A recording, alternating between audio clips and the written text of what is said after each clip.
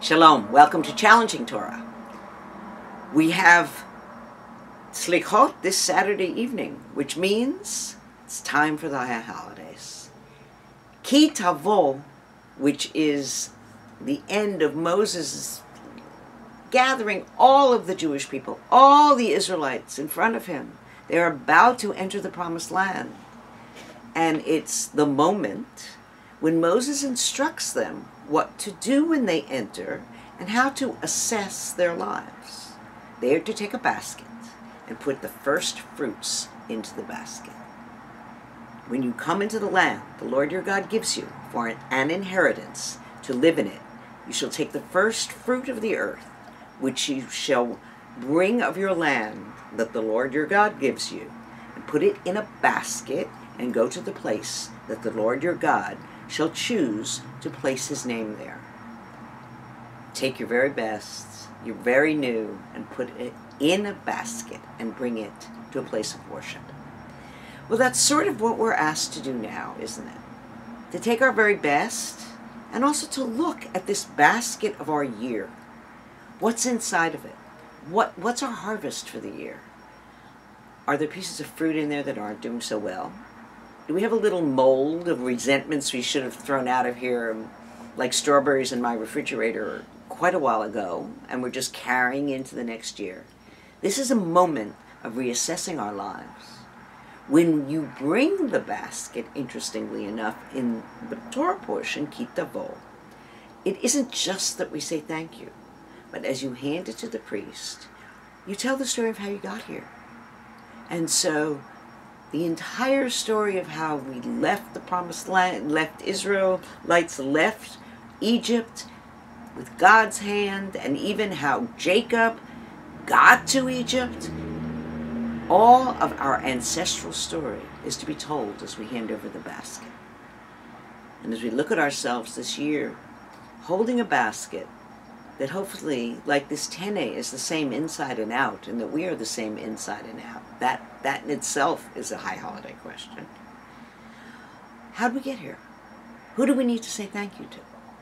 Who are the teachers and mentors that helped us?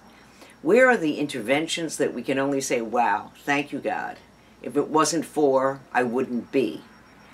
All of that is the basket that we bring for this year. And so this is very appropriate that this comes right as we enter the holiday season. And then once again, Moses says, you have a choice. Your life is about choice. You can choose evil or you can choose good. And this time, Moses, in his theater director mode, takes half of the tribes, 6 tribes on this side, 6 tribes on that side. You guys are standing in for evil. You guys are standing in for good. But it's serious, because you will either have a blessing or a curse. And part of looking in our basket is deciding, is that item a blessing or a curse? Is this illness something that brought me to a greater understanding of myself? Is this blessing something that turned out to have way too many parts to it and I end up having to drive my kids all the time? Everything holds a piece of both blessing and curse. And it's up to us to decide how the story will run out to a great extent.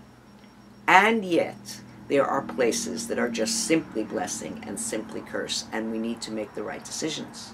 So God says, when you have finished and you have tithes, once you give your basket, you need to remember the first thing is you have a basket full of abundance. It's not your doing. You have to share 10%. Remember the widow, the orphan, and the stranger. Thus I command you. And if you have decided to stand on the mountain of blessing, then you will be blessed. Blessed will you be in the city, and blessed will you be in the field. Blessed you shall be with the fruit of your body and the fruit of the ground, the fruit of your flocks, the fruit of your sheep.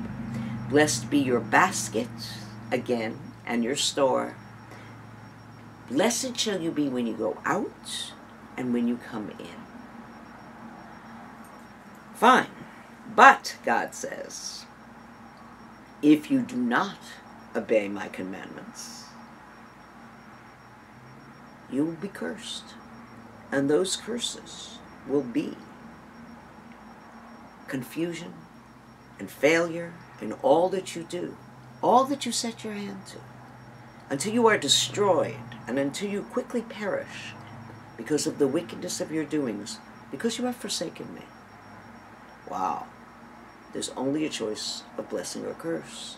And in this Torah portion, we have what we call the curses and the blessings. This is God and God's imaginative, I too could write a horror movie personality, but it's real. And when we look at these blessings and curses, we realize that many of the curses in our world we have brought on ourselves. And so it begins by saying, your heaven that is over your head shall become bronze, and the earth that is under you shall be iron. The Lord will make rain of your land, powder and dust. From heaven it shall come down upon you until you are destroyed. We think this is science fiction until we look at what it means to have dry lakes and a 5-year drought, and we're praying in this time for rain in its appropriate season. The curses also include psychological as well as physical suffering. Quote, you shall grope around at noonday as the blind gropes in darkness, and you shall not prosper in your ways. You shall be constantly oppressed and robbed, and no man shall save you. This sense of abandonment and isolation and blindness, because you did not obey my commandments. And the one I reminded you about, was the one about tithing and about taking care of the widow, the orphan, and the stranger. Finally, God gets very imaginative and says, you're going to become cannibals.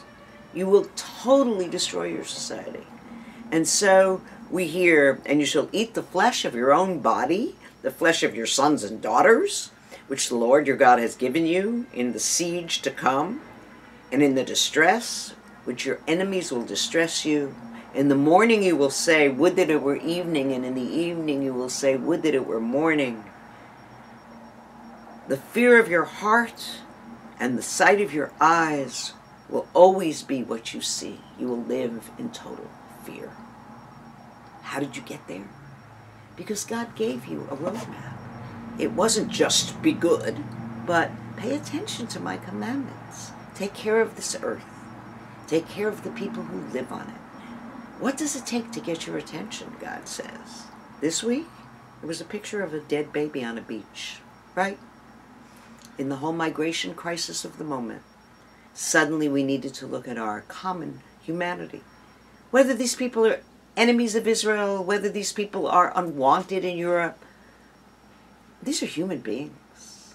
What are you going to do about it? God asks. This is the opening to a new year. And we are asked to find that place of balancing our world, taking care of the widow, the orphan, and the stranger, and taking care that we are able to bring a basket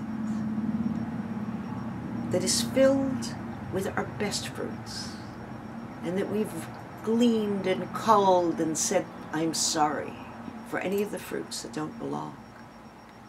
Shana Tova, Happy New Year.